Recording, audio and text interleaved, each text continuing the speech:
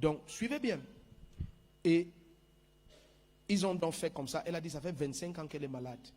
Elle ne bouge pas, ceci. Je lui ai dit, ok maman, moi le Seigneur m'a dit que ce truc-là, on ne va pas prier d'ici, on détruit, on doit voyager, on va détruire. Elle est rentrée voir son mari, elle lui raconte ça, son mari dit, c'est pas possible. Comment le monsieur là connaît le truc là sous la moi, machin, à tel endroit? Parce que même sa femme ne connaissait pas ça. Elle savait seulement que chaque fois qu'elle va dans cette concession, elle s'écroule, elle entre dans le coma, on la ramène à Yaoundé. Donc maintenant, son mari est venu donc au culte, le dimanche d'après, et il me dit, il faut donc qu'on aille là-bas. Parce que ce que vous avez dit est vrai, le truc là est là-bas. Le truc, c'est net là-bas. Et il faut donc enlever ça. Alors, j'ai pris un de mes enfants ici, je lui dis, ok, allons, on va aller avec le commissaire là dans sa voiture. Il a pris son fils était au volant. Mais quand on allait chez lui, j'ai dit à mon bien-aimé, je crois que c'était une servante de Dieu ici, une évangéliste. C'était une évangéliste plutôt. J'ai dit à l'évangéliste là que, en fait, le Seigneur m'a montré qu'on ne va pas arriver aujourd'hui. Le Seigneur m'a montré qu'arriver en route, la voiture va s'éteindre. Elle m'a regardé. J'ai dit oui. La voiture on ne va pas arriver aujourd'hui. Parce qu'aujourd'hui là, il n'y a aucun ange disponible pour porter le machin là. Donc on doit encore prier. Ok. On arrive donc chez lui. Il avait donné le rendez-vous, tout. Il a apprêté les vivres. C'est quand même une grande autorité dans sa zone là-bas. Et puis son fils démarre la voiture, on part.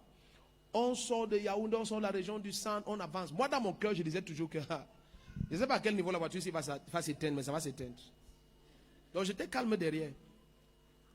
On arrive à un niveau bien aimé. La voiture fait... La soeur là me regarde.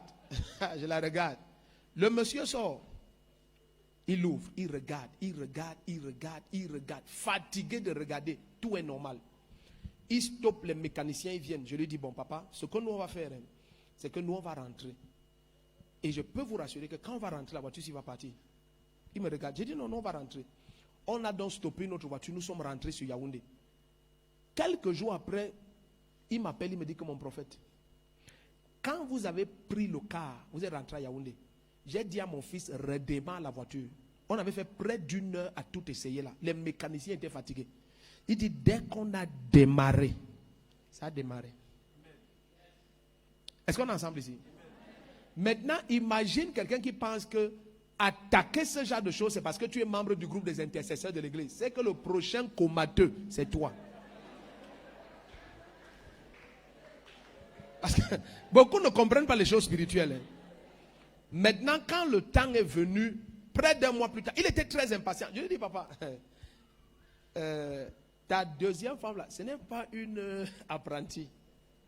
Ce n'est pas le genre qui marche en route, tu la ramasses en route. C'est Djenjem, strong Djenjem. C'est le genre d'arachide que à l'intérieur il y a 14 graines. Tu ne peux pas savoir d'où ça sort. Donc je dis, this one a strong Djenjem. Elle te contrôle depuis trop longtemps. Et le destin de tout le monde. Donc finalement quand on est arrivé là-bas, le monsieur reste comme ça. Aïe, le monde, ce n'est pas bien. Il reste dehors, dans son village là. Je peux même donner le nom, mais ce n'est pas important. On colle quelque chose. Il reste là-bas, dehors, dans la concession, une grande maison. Et il me dit, mon prophète, c'est la maison là-bas.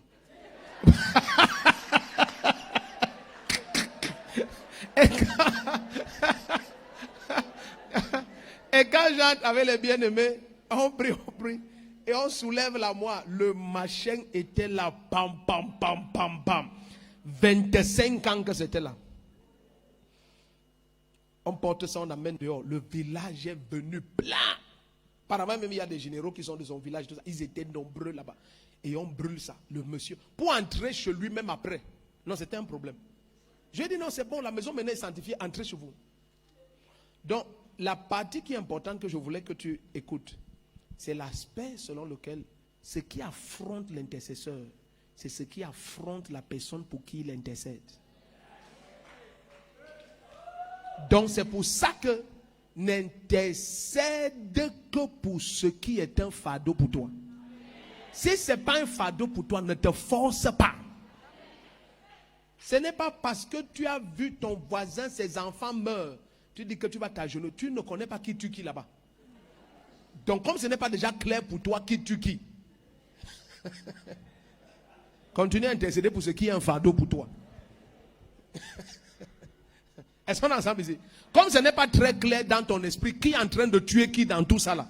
Donc maintenant, commence d'abord à rester tranquille. Et intercède pour tes fardeaux. Alléluia. Maintenant, est-ce qu'il faut dire mes condoléances aux voisins? Oh, non, il faut dire mes condoléances. Il faut qu'ils sentent ta compassion. Mais ça doit s'arrêter là. Ne t'agenouille pas, tu dis tout esprit qui tue les enfants chez mon voisin. Écoute, ton lit peut se déplacer. Il y a des batailles trop fantastiques pour toi. Ton lit peut faire grrr. Ah, vous blaguez. Une dame, je pense que c'est un de nos pasteurs qui m'a envoyé ce message. Elle me dit, papa, ce que je vais te raconter, tu ne vas pas croire, mais j'ai demandé à la famille d'être à Yaoundé dimanche. Elle me dit que après qu'ils aient fini d'aller faire ce qu'ils sont allés faire au village, qu'ils veulent détruire les hôtels, pasteur Rebecca, elle me dit, la dame en question est rentrée dormir dans sa chambre, et Nwandi Angwazia, sur son lit. Elle s'est réveillée le matin, tout le quartier était autour d'elle, elle était sur son lit au carrefour.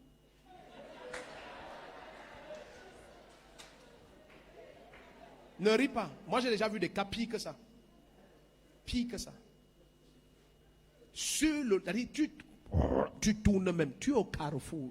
C'est-à-dire, quand elle s'est... Et maman Rebecca dit que c'est très étrange parce que c'est une sœur de l'église. Je n'ai pas dit qu'elle s'est réveillée à la véranda. Au carrefour. C'est-à-dire, ta maison ici, tu te réveilles en route là-bas, sur le même lit, avec les mêmes draps et les mêmes habits. Et tu ne sais pas pourquoi tu avais autant froid. Tu as autant froid parce que tu n'es plus à la maison. Tu es au carrefour là maintenant. Donc c'est là où elle se réveille et que, hey, hey. Donc,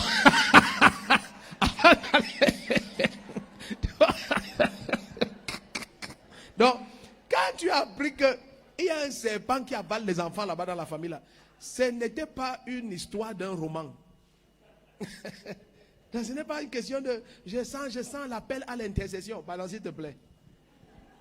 À des beg, moi j'ai envie que tu vives longtemps. Donc, prie pour ce qui est un fardeau pour toi. Et laisse le reste. Si tu as compris ça, dis amen. Tu as des questions? Ok.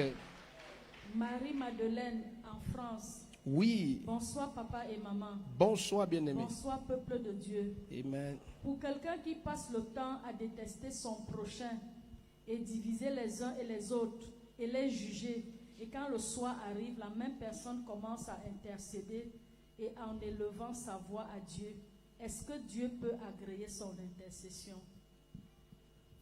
Je crois que ça, il faut poser la question à Dieu. En réalité, tel qu'elle a orienté sa question, je comprends qu'il y a un conflit. Amen. Il y a un conflit. Et c'est ça le pire.